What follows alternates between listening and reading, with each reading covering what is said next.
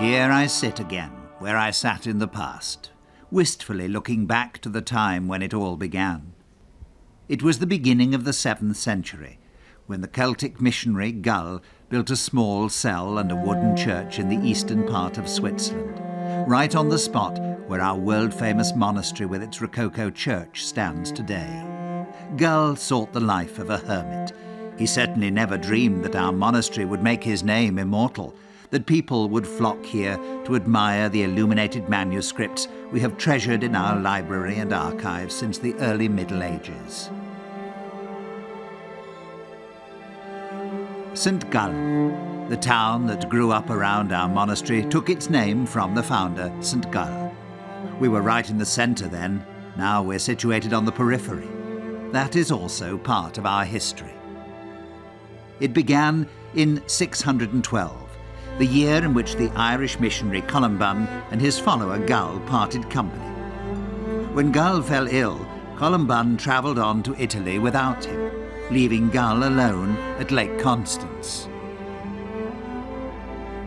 At the place where the river Steinach plunges down into the valley, Gull built his cell.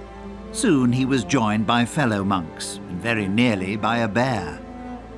Over 1,000 years ago, the monk Tuatilo, one of our most talented artists, carved this legend in ivory. While Gull was praying, a bear came and ate his food. Gull reprimanded the bear and ordered him to go and collect wood for his fire. The bear obeyed, and Gull rewarded him with bread, but ordered him in return to leave the valley, and since that time, Gull has always been depicted with the bear. How our monastery developed from Gull's cell is described in the Gallus Vita, the life of Gull, written in 835 by a monk from the Reichenau monastery in southern Germany. According to this source, in 719, the Alemannic monk Ottmar founded a monastery at the spot where the saint was buried. At the behest of the Frankish rulers of the time, Karlman and Pippin, he put the house under Benedictine rule. We have often been subjected to the pressure of kings and emperors, but we have benefited from their patronage too. Abbot Ottmar himself fell victim to such power politics. Wrongly accused of sexually abusing a woman, he died in a dungeon on the island of Werd in the Rhine. He was buried in the ancient Ottmar Chapel, which today lies under the chancel of the Abbey Church.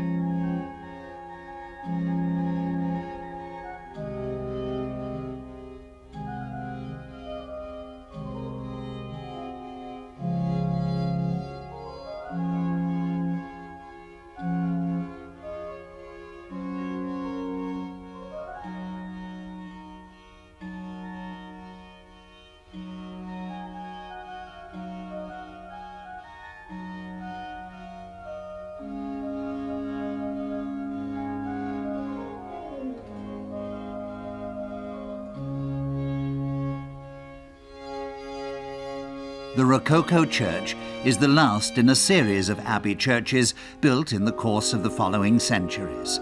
The most famous one, inspired by a plan from the monastery of Reichenau, was erected around 837 by Abbot Gottsberg. These plans for St. Gallen Monastery are unique in the whole of Europe. In fact, they are the only building plans from this period that still exist. They show clearly what our monastery should ideally have looked like. The church is at the centre of the complex, and the monastery is connected to it on the south side by the cloister. This project was never realised, though. If the church had been built according to the original scale, it would have been far too large. Eventually, it was built on an alternative scale, also shown on the original plans. Even so, it must have been gigantic, as can be seen from the capitals of its columns which have recently been excavated. These are now on show in the lapidarium.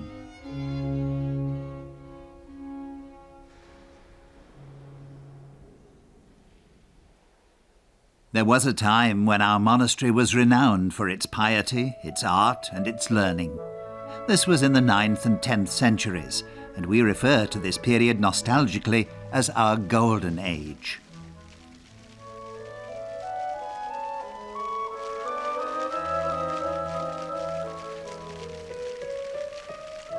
At that time, we were independent.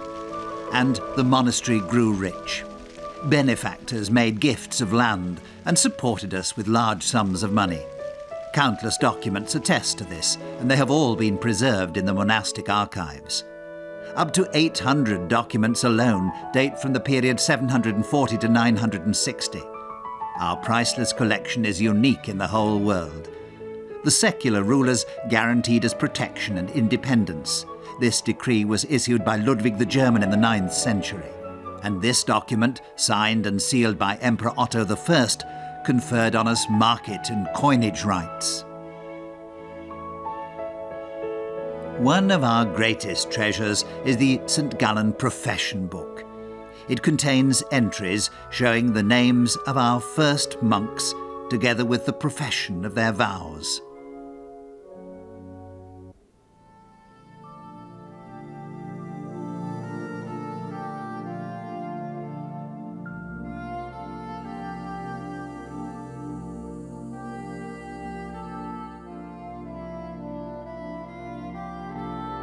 We had our own library almost from the start. It was not as magnificent as this one, of course, which dates from the late 18th century.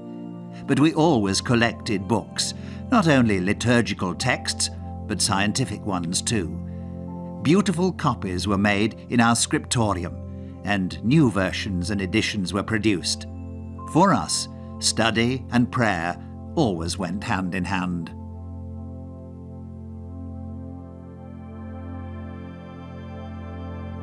Our library now contains 150,000 volumes, but the true treasure is contained in the manuscript room. About 2,000 illuminated manuscripts are kept here. At least 400 of them are over 1,000 years old. They testify to the important role our monastery played in forming European culture. Some of the books produced in our scriptorium are among the most precious of their kind in the world.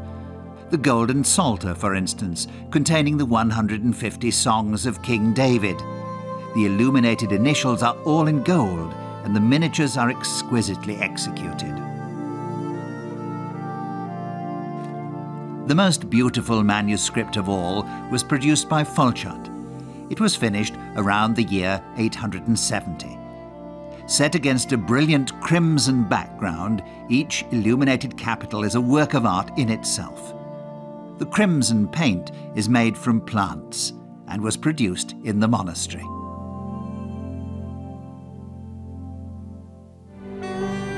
These Irish Celtic manuscripts are particularly rare. Unfortunately, many have been lost, but our collection is still one of the most important in the world.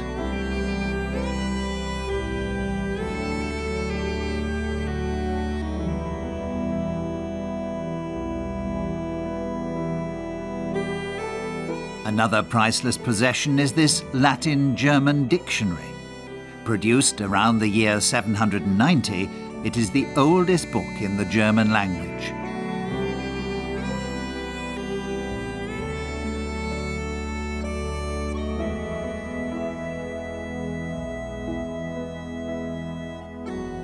We were one of the first monasteries to develop and spread the new form of chant introduced by Pope Gregory.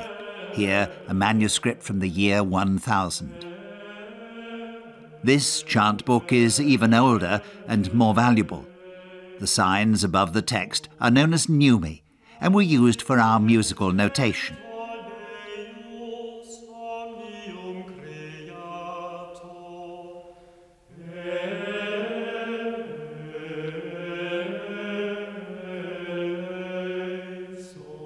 In 926, St. Gallen was invaded by the Hungarians, and so our golden age came to an end. 11 years later, the monastery was devastated by fire. But we recovered, and in the 11th century, the monastery blossomed again to experience its silver age. The teaching in our school was based on the 7 liberal arts. Astronomy is one of these.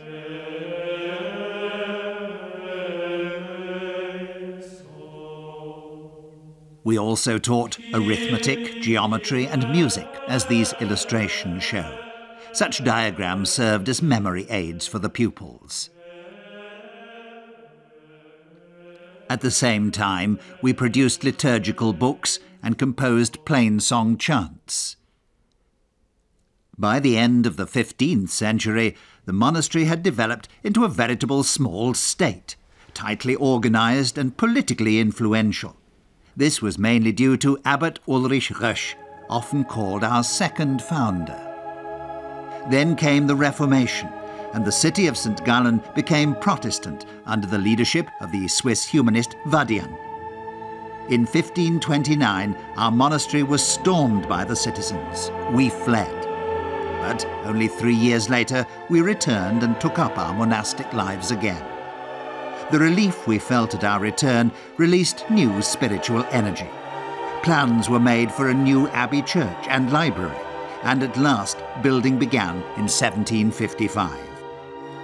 Since then, these two buildings have protected our medieval treasure within their Baroque walls. But now the treasure belongs to the whole world. The monastery of St. Gallen continued to spread its light over Europe until it was finally disendowed in 1805. But the glory of Gall remains here still.